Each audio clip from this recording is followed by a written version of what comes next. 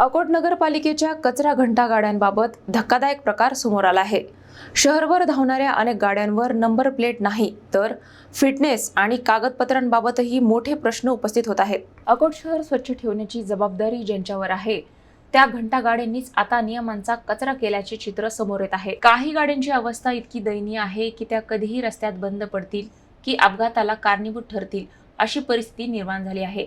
महत्त्वाचं म्हणजे या गाड्यांचे फिटनेस प्रमाणपत्र आहे का, विमा आहे का, प्रदूषण प्रमाणपत्र आहे का याबाबत कोणतीही स्पष्ट माहिती उपलब्ध नाही। तरीही या गाड्या सर्रास शहरातील रस्त्यांवर फिरताना दिसत आहेत। शासनाच्या पैशातून चालवल्या जाणाऱ्या गाड्यांवर नेमका कुणाचा वरदहस्त आहे असा प्रश्न आता नागरिक विचारू लागले आहेत। नगरपालिकेच्या दुर्लक्षामुळे शहरातील नागरिकांच्या सुरक्षिततेशी खेळ सुरू असल्याचा आरोप होत आहे। एका बाजूला सर्वसामान्य वाहनधारकांवर वाहतूक नियमांचे कठोर पालन करण्याची सक्ती केली जाते आणि दुसऱ्या बाजूला नगरपालिकेच्या बिन नंबर गाड्या मात्र राजरोसपणे रस्त्यावर धावताना दिसत आहेत।